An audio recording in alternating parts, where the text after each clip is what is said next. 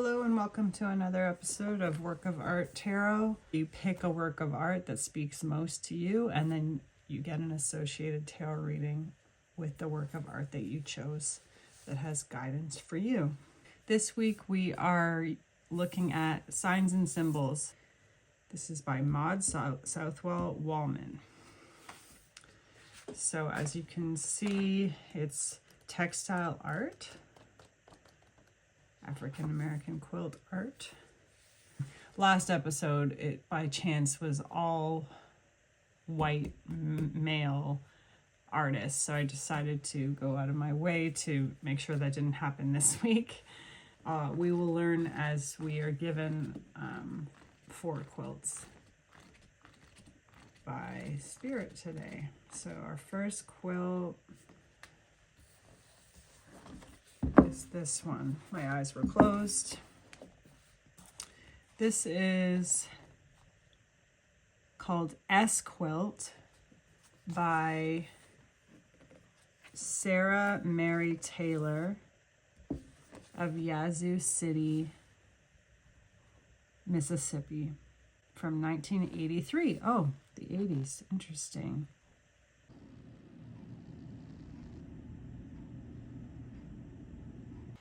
Because writing incorporates knowledge, it is considered protective in West Africa and is incorporated into charms as well as ceremonial costumes.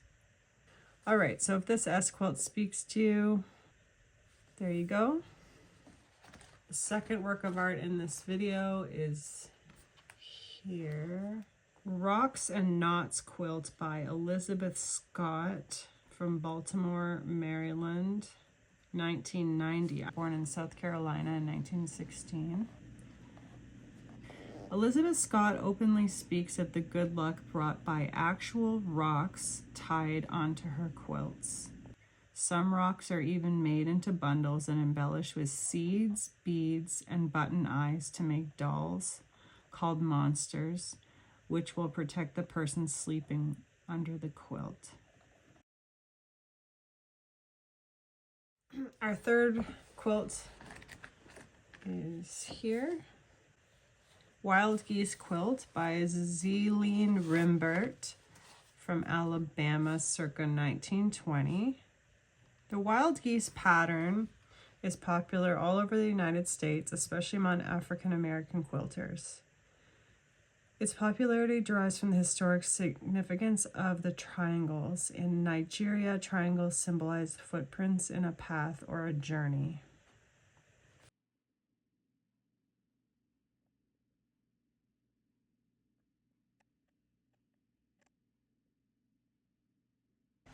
Our fourth and final quilt in this video. Beautiful. Three-strip Quilt by Martha Jane Pettway from Boykin, Alabama, 1979. This quilt is made from scraps bought from the Martin Luther King Jr. Freedom Quilting Bee. Cool, wow. I do my quilt pieces and go to sewing and I feel all right. Keeps me young. So here's our fourth quilt. We're now going to take the quilts that were selected and pull cards for them. And instead of my trusty Rider Smith, I will be using the Rider Waite, the classic Rider Waite. I will pull 4 cards for each of the quilts. The first work of art was the S Quilt by Taylor. If you chose the quilt with all the letter S's on it from 1983, this is your reading.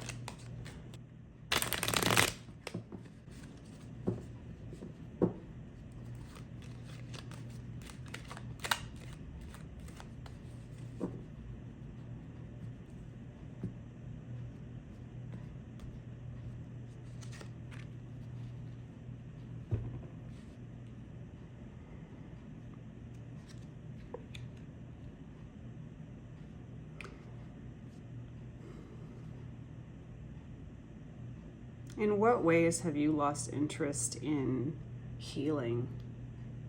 In what ways have you lost interest in trying to make things better? This listlessness.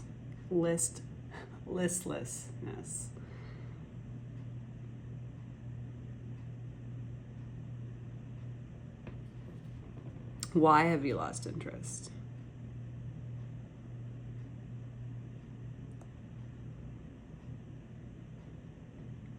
Where's the apathy from?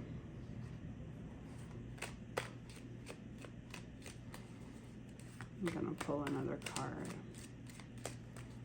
Where's the apathy from? What is its cause?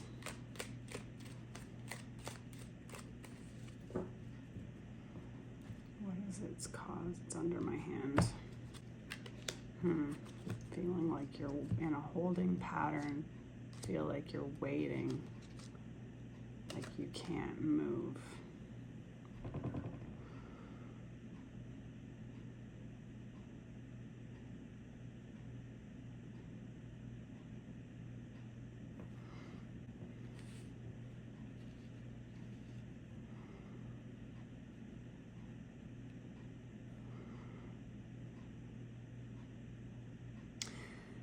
The solution requires a change in perspective. If you've kind of painted someone with a negative brush and that has made you give up on trying to repair things with them,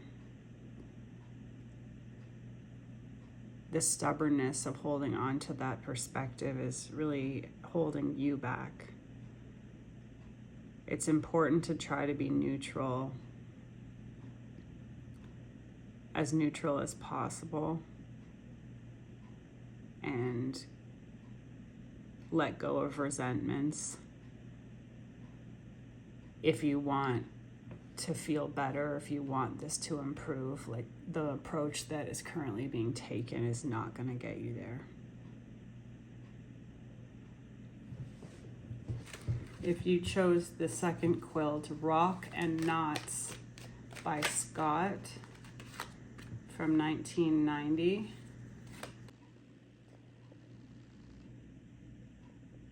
Who described learning to sew different things into her quilts to create a protective blanket. One more card for Rocks and Knots quilt. A lot of mixed emotions, difficult emotions in these readings today that people are dealing with.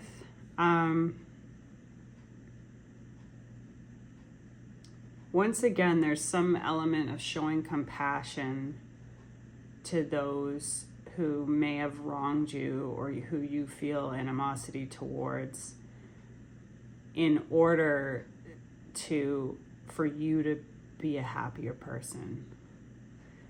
Of course, it improves things interpersonally when you do that, but you can't hold on to these emotions from this fallout or from this conflict. There has to be an emotional wisdom here, an emotional maturity to not become bitter, to not become complacent. So the advice, if you chose this quilt, is to I just got the phrase, let bygones be bygones, and move on with your life. Don't hold on to this. Don't try to prove who's right. If you chose the third quilt by Rimbert, Wild Geese quilt from 1920, which is the oldest quilt that was selected in this video. And this is for you. One more card for Wild Geese quilt by Rimbert.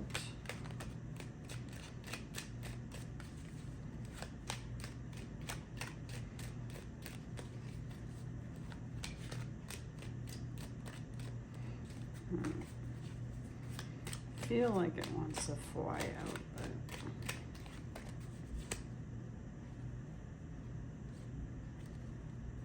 but what is this theme happening? All right, a lot of you are going through the same thing. This is kind of a similar thing being repeated. Backhanded compliments, underhanded behavior in friendships.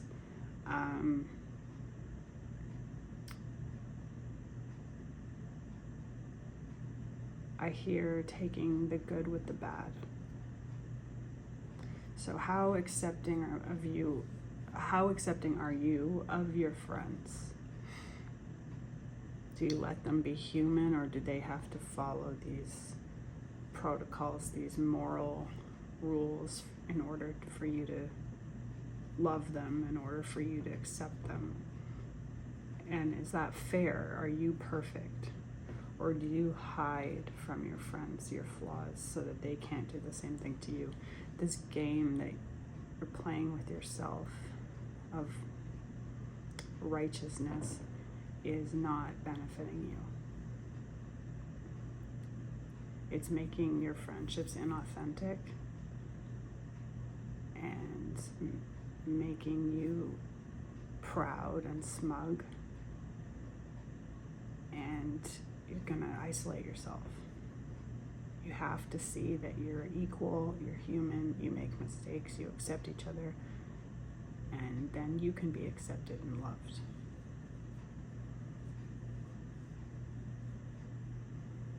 Now, there is the chance that you might be feeling this from a friend of yours that you have been completely fair with, and you feel you've been treated unfairly, that they're kind of going off on their own and being spiteful or passive aggressive to the group,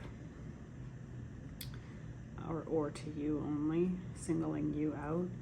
And so the same applies. Obviously that's not a good friend. Obviously you can't trust that person. So pick and choose who you want to give yourself to, your time and your kindness. And if you chose the final quilt, Pettway's Three-strip Quilt from 1979.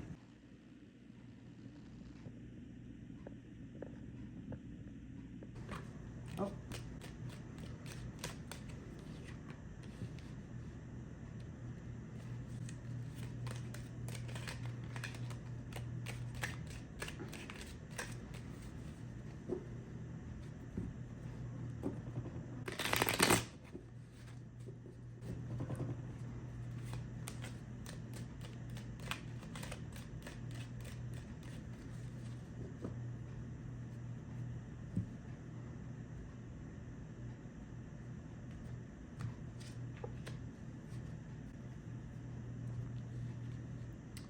This one's a little more lighthearted.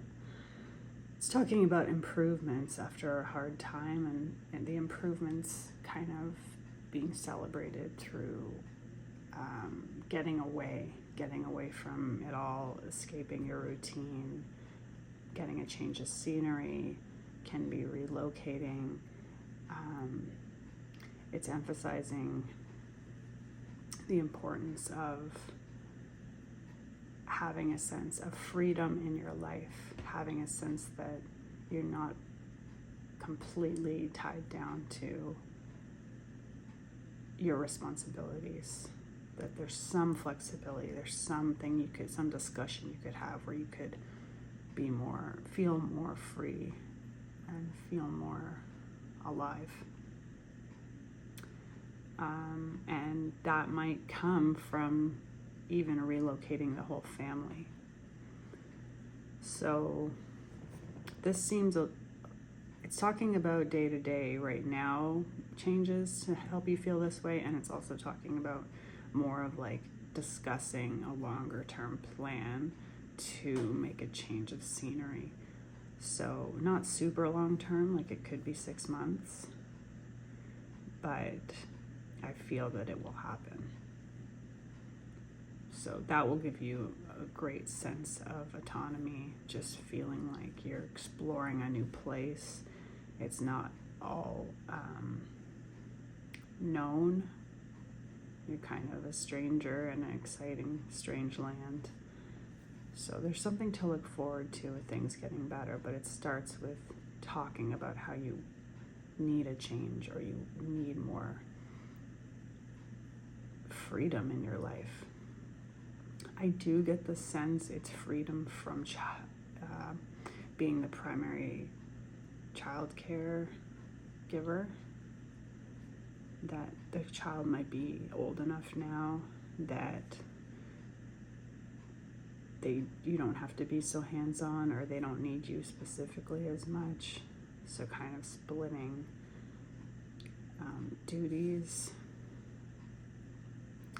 and also allowing the child a bit more freedom from maybe an overbearing influence, or you are irritable majority of the time because of how you've been feeling with how much of you is gone to being a parent.